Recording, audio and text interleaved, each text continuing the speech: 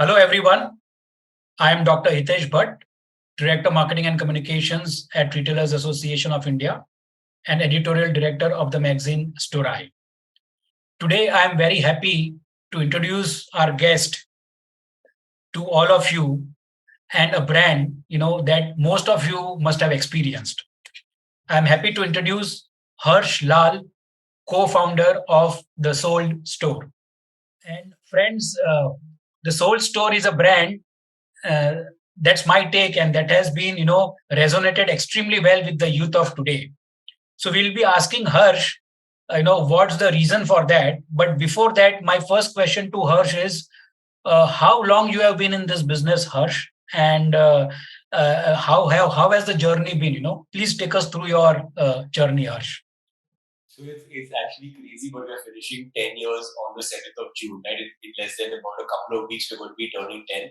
I know it sounds cliche, but genuinely doesn't feel like 10 years because 10 years is how long you spend in your entire school life. And when I think about going from class 1 to class 10 and how long that journey seemed when you have to wake up every morning and then study and give exams, 10 years seems like a long time. But when you're enjoying doing what you're doing, when you're creating value, when you're having fun, I think time definitely flies by a little faster.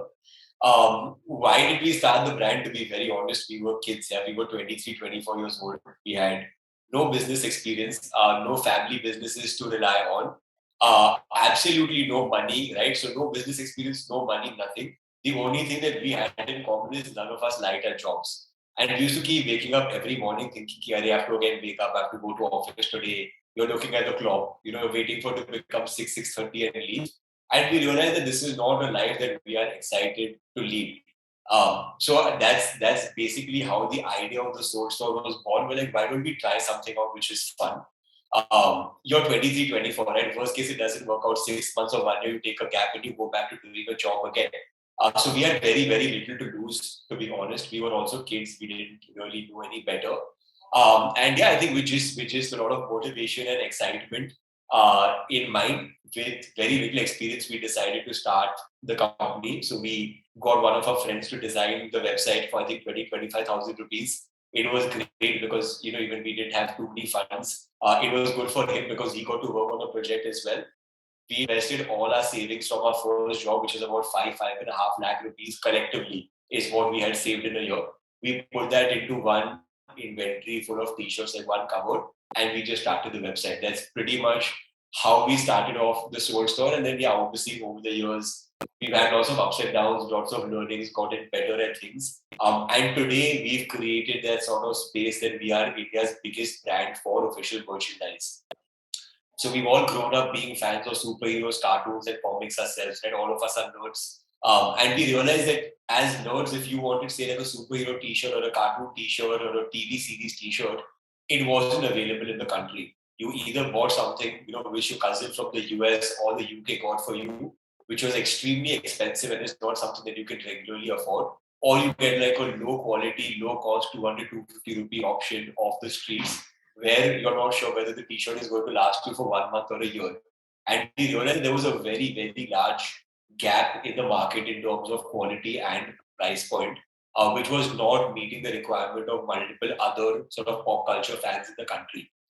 So that's the gap that we identified. That's the gap that we wanted to fill.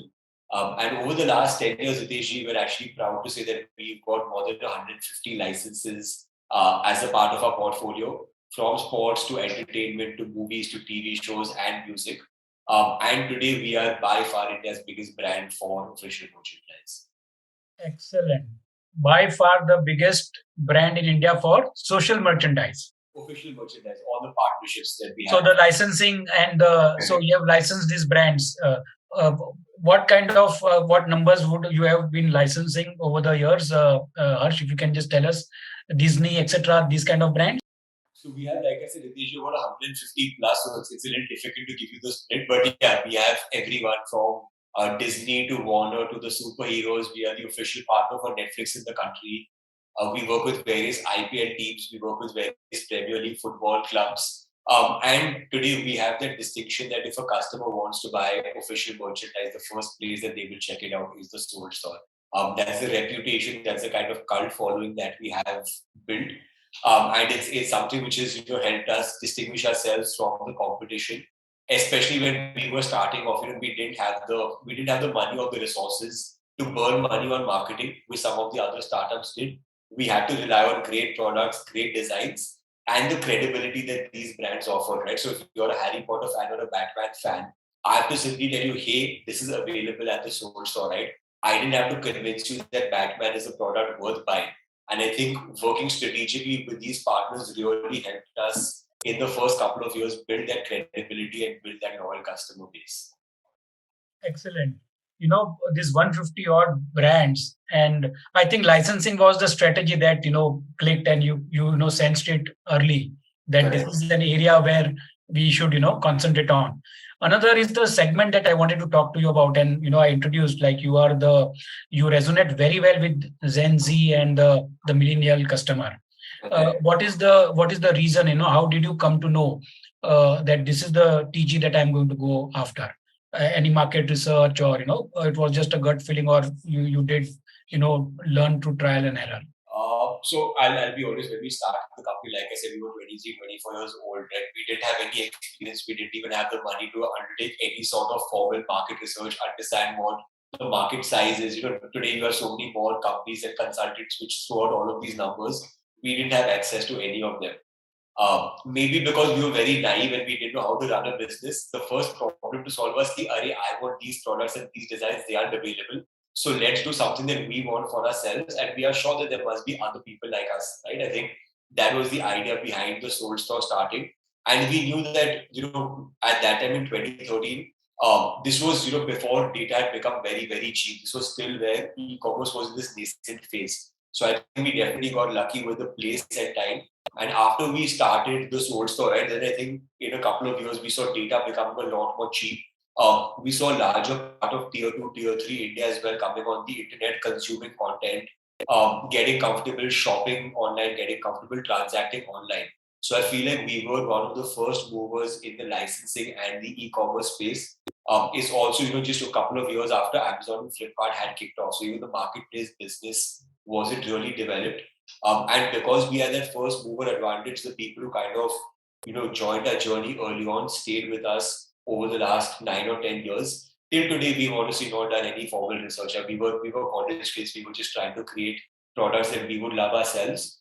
But one thing that we've done at AG is, even when we launched our first set of designs, we actually shared it with all our family and friends, asked them for their feedback, because we wanted to do some sort of customer feedback even then. Yeah. Just to understand, what do people like, what colors do they like. And we've always divorced our personal opinions from the final product, because we realize that my personal preference and your personal preference may be very, very different. But eventually, what the customer wants is what we need to kind of put out. And today, the process is a lot more formalized. It's a lot more data driven. It's a lot more structured. But the philosophy of building a brand for the customers is something that hasn't changed over the last 10 years. So I think, the reason Hiteshi is, one is, India obviously has a very large youth population. The number of people who understand the kind of products we sell, the kind of people of the purchasing power, 16 to 30 is what our core target audience is. But we've recently also launched kids wear. So the 4 to 14 segment is now also a TG for us. Also for older people like you and me, if I can jokingly say that, we also have a lot of plain t-shirts and plain shirts and jeans. So the idea is not only to serve the sort of college crowd who wants heavier graphic printed products, but I think if you've got a great quality product at a price point that's affordable and your service is good, then honestly your TG essentially is anyone who likes great clothes. So in our offline stores, we have even 50, 60-year-old people coming and buying and loving our products, and their 20-year-old kid also shopping from us, and we're truly a family brand in that sense. But our online focus obviously is more targeted towards the 18 to 30 audience. So, we'll talk about the audience part. You did mention from kids to a middle age to a older person, and this is practically everyone. Yeah, so I was under the impression that and normally it's known that it's a youth brand, and that's why you resonate very well with the Gen Zs of the world and the millennials. Yeah. Having said that, the kids, obviously with brands like Disney, etc., you have you've got that segment also coming up. Before we go to the next question, I wanted to understand from you, Harsh, is that you have secured deals with brands like Disney and Warner Bros. And other production giants. Yeah. Now, what are the biggest learnings that you get? Because 150 is not a small number. That means, and sub brands in those categories or those production giants that you must have tied up with. So it Correct. must not have been a smooth sailing, but yes, there is a strategy behind that. But what are the learnings when interact with these giants? So I'll actually tell you how we signed our first license and what we did with the first license. I think that will help set context on how we build a portfolio of 150 licenses. So the first licenses that we actually signed were Big Bang Theory and Friends. Now this is back in 2013, 2014, where Friends' first run was already over on television. They hadn't started their rerun, so it wasn't as popular as it is today, relatively speaking. It's the same with the Big Bang Theory, right? Now, I'll tell you normally, I'm going to try summarizing how licensing works. Let's assume you are Disney, I am the source store, we sign a partnership. You will give me access to a certain set of designs, right? A content library. I have to use those artworks, those designs, those logos, create my own designs. You will then approve them and then I manufacture them, right? That's very broadly speaking how it works. Now, what most brands do is they don't want to take the effort of designing themselves. So what they do is they will normally take whatever artwork you've given, they will simply copy paste it onto a t-shirt or a mug or a zipper. Here's an Iron Man logo, here's a Captain America logo, sell it, right? Now, whether it's because of innocence, because we didn't do any better, or just because we were hardcore fans ourselves, what we did with Friends and Big Bang Theory is we took their initial artwork and their initial content library and we completely redesigned it. Because we were only thinking, if I'm a fan of this show, these are the kind of products I would want to wear. These are the kind of designs that I would want to wear, right? I don't want to simply carry a logo on my chest. And even they were very pleasantly surprised because no other licensee had put so much effort into creating a design. Usually, the licensees simply want to take existing artwork and sell it. So when they saw the kind of effort that we were putting into representing their brand well, into doing something extra for the customers, both on the product front and the marketing front, they started working a lot more closely with us. Other brands like the Disneys of the world saw what we were able to do with these two licenses, and they then realized that the source store is actually going to bring a much deeper, longer value. The source store has a much better understanding in terms of what your superhero and cartoon fans want, right? It's not the same thing. Different people want to be treated differently. Different kind of products work, different kinds of styles work. And as people who are very, very deep into the pop culture scene ourselves, we understood that each brand has to be represented very differently because it caters to a different audience with a very different expectation. And I think our ability to treat each license as a very separate sort of partnership with a very different customer base is what has set us apart over the years. And I think that's something that helps us even today when we are evaluating what licenses to take. What is the sales potential? What are the kind of value adds that we would bring to the license? Understanding each customer set, having a lot of younger people that we work with in the marketing team, in the design team, in the product team, actually helps us stay a lot closer to the pulse of the audience because the four founders are now 33, 34 years old. We are much older than what our TG is, so we need younger people to tell us what they like wearing and what they like to do. So you want younger people to tell you, whereas 100%. you 100%. have got people from all strata. But what would be the differentiation for your brand from the brands in the same space, or let me put it this way, differentiation from the competition? So to be very honest, Hideshi, may sound a little arrogant, but if I look at the licensing space, we don't have any competition. We have 150 plus partnerships. There are various brands which shall have two, three, four, five, six licenses. But in terms of the number of licenses and the variety of licenses that we have, there is no other online or offline player that comes close to it, right? So first is simply the availability of so many different characters and intellectual properties on our website. The second is even when we and some other brands have similar license or similar artwork, the amount of effort and the amount of thought and the amount of customization that goes into every design, into the packaging, into how do we communicate this product to you as a Batman fan or to your friend as a Harry Potter fan, right? I'll give you an example. I'm not sure if you're a Harry Potter fan, but for the Harry Potter fans, they will resonate. So when we launched Harry Potter merchandise for the first time on the Soul store, every customer actually got a customized letter from Hogwarts. So you would have got a letter that says, "Dear Hitesh, congratulations on being admitted to the Hogwarts School of Witchcraft and Wizardry," right? Now, as a Harry Potter fan growing up who's read the books, every single kid has dreamt of actually being admitted into a school like Hogwarts and doing magic. So we actually had so many people writing into us, almost with tears in their eyes saying, "I can't believe I've got a Hogwarts letter customized in my name." Now, the actual physical cost of printing that letter must have been 5 or 10 rupees. That's some negligible amount. But I think the emotional value, the sort of credibility it brings that TSS is the brand for official merchandise, I think that's something that you can't put a value to. So, in terms of what do we do differently, I think we always keep the customer at the center of every decision that we do make. And the broader vision of the brand is that now that we've established the credibility for our products, for the brand and the price point, we now want to widen our target audience and become India's number one brand for casual wear in general. So whether I want to buy perfumes or sneakers or kids wear or gym wear or accessories, um, whether it's men, women, it's kids, doesn't matter. The Soul Store should be the go-to brand for all your casual wear lifestyle needs. I think that's the larger market that we want to capture. It goes beyond design and pop culture. And with our product strategy, with our distribution strategy, we are well on our way to reaching that perception in customers' minds. Something, Harsh, something related to this only, who do you attribute the diversity of your customer base to, Is it something specifically targeted, or did it happen organically? Because you've got a very diverse customer base. So to be honest, it kind of grew with the brand. It's a bit of a chicken and egg situation. We first just started off saying, "Hey, let's do funny t-shirts and let's do products that customers like, superheroes, comics," because these were products that we wanted and the customers also probably wanted but were not able to get.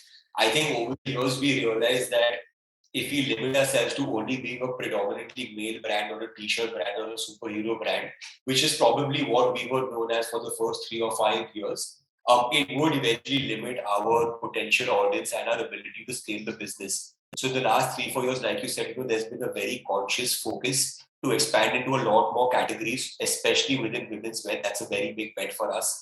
Expanding into kids wear, launching more accessories like sneakers, perfumes, caps, backpacks, and innerwear. And we essentially want that if you are anyone between 18 to 30 predominantly, but now obviously with a larger audience, every requirement that you have for your wardrobe should be taken care of by the Soul Store. So, for example, we've even launched plain jeans in the last couple of months, and they've sold out the moment we launched them. Right? It's something which I would have not expected the Soul Store to launch maybe 3, 4 years ago, when we were a largely design or a pop culture led brand. So I feel like the brand, the product categories have also evolved. And today, as a brand has a certain credibility in customers' minds, it's the Nike logic, and we love Nike. Why do we love Nike? I can put a tick on any product and sell it to you, and you will convince yourself that if it's a Nike product, the quality is great, right? It's even the Apple logo. Yes. They can sell a phone, they can sell a car, they can sell they can sell a home, they can pretty much sell anything. And their logo is what people are paying a premium for. And I think that's a great example of how, if you have a strong brand, I think product is just an outcome or a byproduct of the brand that you've built. Sure, thanks. Harsh, in the starting, you mentioned that, you had very little capital, 4 people and 5 lakhs, to start with. Correct. And subsequently, we'll come to that part of the capital. But the question here is, initially you said you had created a website. Yeah. So Soul Store started as a, online brand. Correct. And then subsequently you had, spread your wings and you were an offline player as well. Correct. So how did this happen? And tell us something about your physical presence. So at what stage did you decide that, this is now the time where I have to move from online to offline and take the next level growth? Got it. So that's actually one of our, I think, turning points in the Soul Store's journey. The journey is just begun. We have a long way to go, but we opened our first offline store in May 2019. So this is when the brand was approximately 6 years old. I'll tell you, we had 2 or 3 very sort of simple assumptions or reasons for us to explore the offline route. The first is we were obviously Bombay based, so we wanted to do something in Bombay itself. And we were actually evaluating, hey, if I had to spend some money on branding, because we had just received our first round of funding towards the end of 2018. So we were also now thinking of investing in branding. How do I start creating more love and more traction around the source of brand and not just around our products? So we were evaluating the cost of doing a billboard, doing TV ads, just having a couple of discussions internally. And we realized that if you wanted to get a great location, a billboard in Bandra, which is one of the premium shopping destinations in Bombay, the cost of that billboard and the rent of a store is almost the same, right? Now, if I'm a customer looking at a billboard, I can't really interact. I see the logo, I'll probably forget about it. I may not even go on the soulstore.com. But if I'm spending the same amount of money every month on rent, that's also permanent billboard because my logo is permanently there, right? Plus, I can make some money because I can actually sell products from the store. I can't sell products from a billboard. But most importantly, this is pre-COVID, right? So there was still, some amount of hesitation with people shopping online. And we felt that having an offline store gives the brand a lot of credibility, a lot of tangibility. If there is a problem, I know there's a physical place where I can go interact with the staff and get my problem solved. So we had a very, very low expectation that as long as our store breaks even, at least we get free publicity and branding. That's the only reason we started our first offline store. Also because, again, no budgets, no idea, completely new. Our offline store was designed by the founders and our product design team who used to design t-shirts because we didn't know any better. And we sat with one contractor, electrician, carpenter, and just designed the store how we thought it would make sense. Till today, 5 years down the line, we've not changed the look and feel of the store and is one of our most successful stores. To give you a sense, most brands recover the capex, the cost of doing up the store, usually anywhere between 18 to 24 months, depending on how well the brand does. We actually recovered the capex on that store within the first 4 months itself. Wow. And we didn't even know if there's a good number or a bad number or an average number. Fast forward, we launched 2 more stores, COVID happened, right? World completely shut down. We were also wondering, okay, hey, maybe we need to put a pause on our offline expansion plans. But during COVID also, we were able to kind of sustain and break even on our stores with the lockdowns and the restrictions. I want to fast forward quickly to 2022 when we've seen the biggest jump in our offline growth. So we started last year at about 4 or 5 stores at only Bombay and Pune. Today we have 13 stores in 6 cities. So we've got Bombay, Delhi and Bangalore covered, which are your major cities. We also have Surat, Ahmedabad and Pune. And we're looking to open another 25 stores this year. Now, what we've realized is, I think certain basic principles, whether you sell online or offline, remain the same, which is give customers a great product so that they come back again and again, right? I think customers today are not desperate for discounts. I think that's a misconception that a lot of people have. They want products which offer them value and not the cheapest product. So if you're able to justify charging a slight premium on a product, but that product quality is going to last you for the next many years, customers are very happy to pay for the best quality products. And as long as you're able to give them consistent service time and time again, I think you will build a loyal customer base. So today, the kind of numbers that we've been able to generate from our offline stores are anywhere between 3 to 5 times what the other offline brands in the apparel space are able to do in terms of sales per square foot. And I think this again is a mix of the product offering that we have, the obsession that we have with customer service and making sure that every customer leaves our store happy. And the third, like I said, is just the kind of credibility that we've built over the last 10 years doing the right things again and again and again. So going forward, we see offline being integral to our growth journey, not only in terms of top line and bottom line, but even in terms of building that brand and giving that one-on-one experience to customers. And we want to open 100 stores in the next 2 to 3 years. That's the vision of the brand. Okay. So now we have seen that you have both online and offline presence. You started as an online player and then you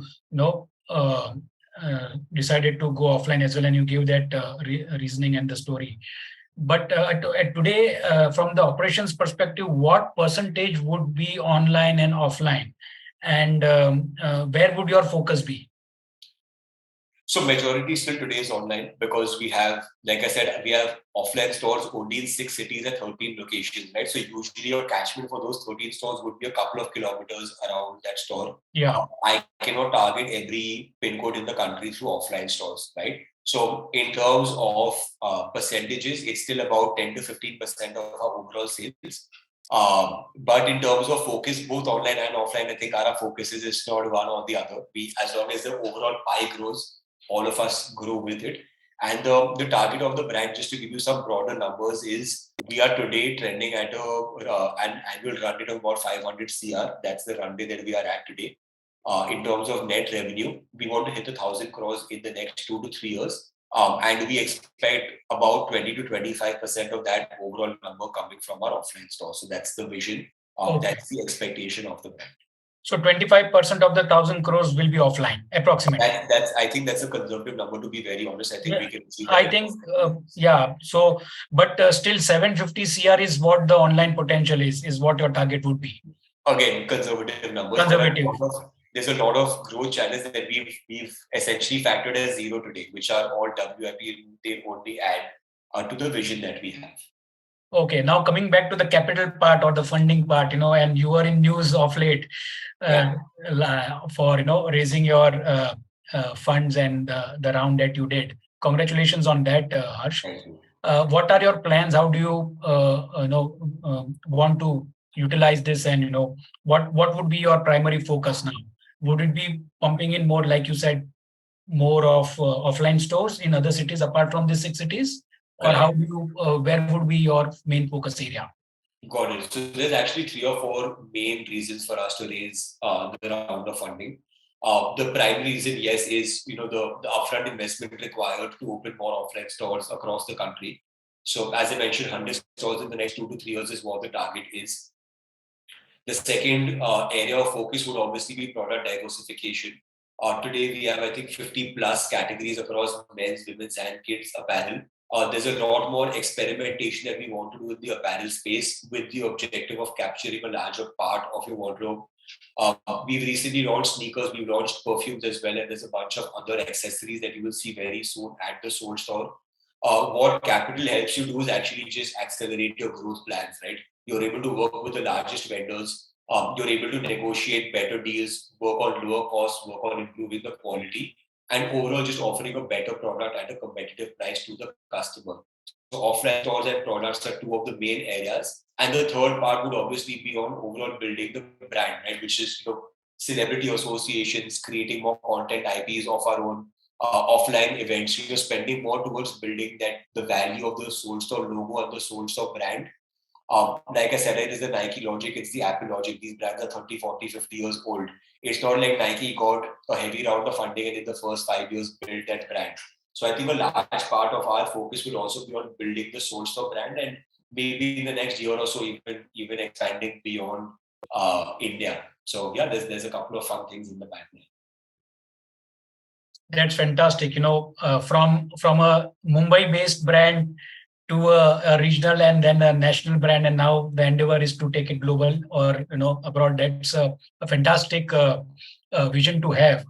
Although Harsh, I think you did mention about all the points, all the areas about the pricing, the product, the TG, the research. The history itself is very exciting because you are just 10-year-old brand. And you already have with you 150 plus licensed brands and 50 plus categories. What you are targeting, 100 stores is what you are targeting.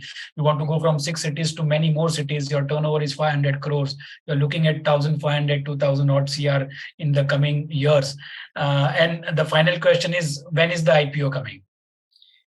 Honestly, it's a means to an end. It's not the end in itself. I think what we've realized, Hitesh, is that just focus on building a sustainable business. I think focus on building a profitable business. As long as you get your basics right, whether that IPO happens honestly in 3 years or 4 years, in the larger scheme of things, is going to make no difference to us as founders, right? And we've also been lucky to work with a great set of investors who completely trust the founders in terms of how we want to build the brand.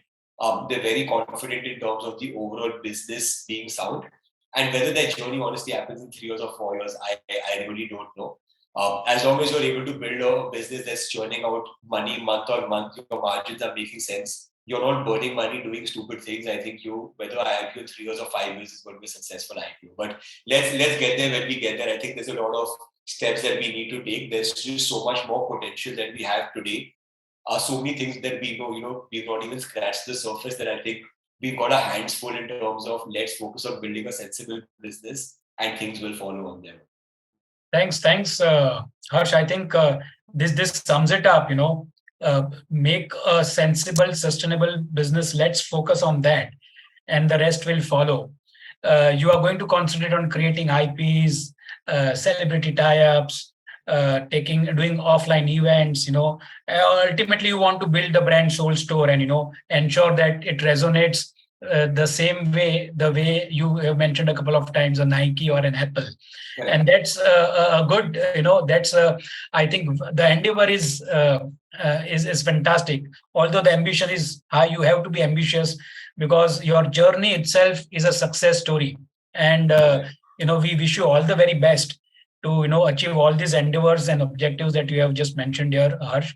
It was indeed a pleasure talking to you for the D2C dialogues, and I wish you and the team at the Soul Store all the very best for future.